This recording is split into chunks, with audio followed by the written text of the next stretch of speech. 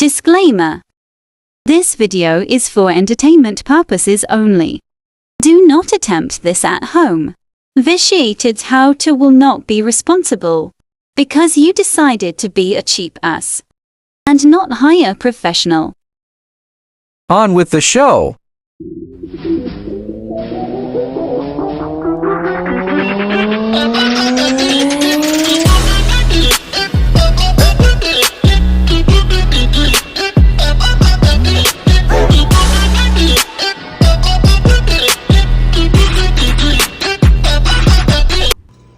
Okay, welcome back.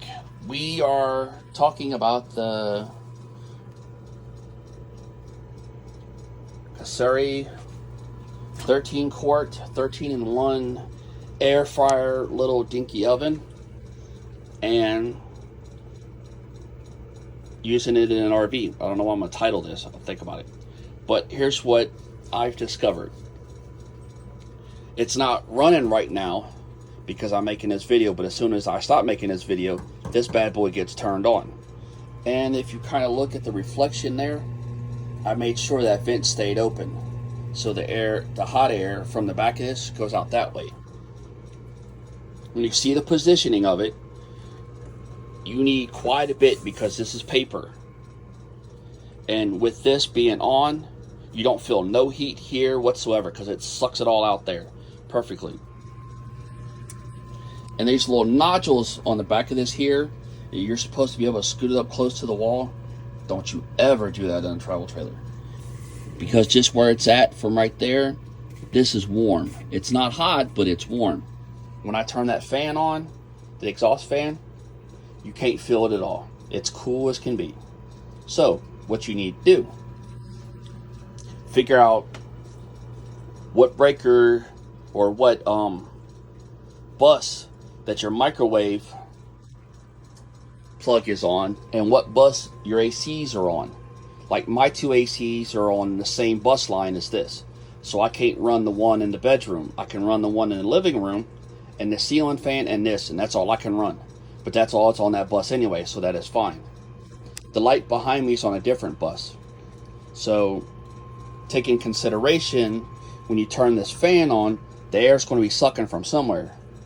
So if it's kind of cool outside, you can open one of your exhaust vents that are on the roof and let the air draw from there. If it's hot outside, like mine, it'll draw from the underbelly because that right there is a vent. So it'll draw from inside that chamber there and it'll go from there to here. I just got to make sure the AC's jamming really good.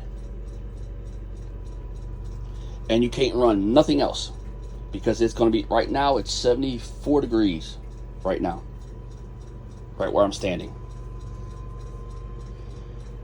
That's one way to do it. The other way is, there's a vent over top of me here. There's that.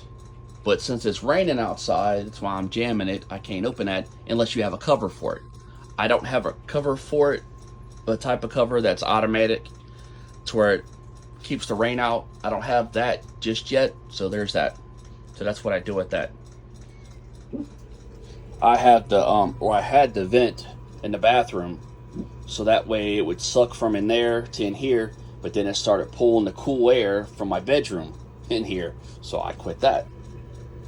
And you also got to keep in mind too, if you have an aftermarket refrigerator like this one here, it produces heat too. A good rule of thumb with those is whatever it cools, it's just as much heat that's going to be produced, if not double. So there's that. That's in this little area. That's why it's important to decide when you're cooking. If it's heat of the day, you go outside, make sure you have the proper cord, and you run it from your pedestal power, because most of them have like a little 20 amp plug too, so you can daisy chain off that as well and cook outside, because this thing really produces, I'm telling you, the 400 degrees, it produces 400 degrees outside this as well. So it's every bit of that. So you're pretty much just like opening that oven there and leaving the door open while you're cooking. So You just got to be mindful when you're doing it. And that's about it. I'm sure there's going to be more things, but oh, little side note. I'm experimenting. I'm cooking dog food because I'm learning how to use this. So I figure I'd just go ahead and cook the dog food, and that way I can learn how to use it.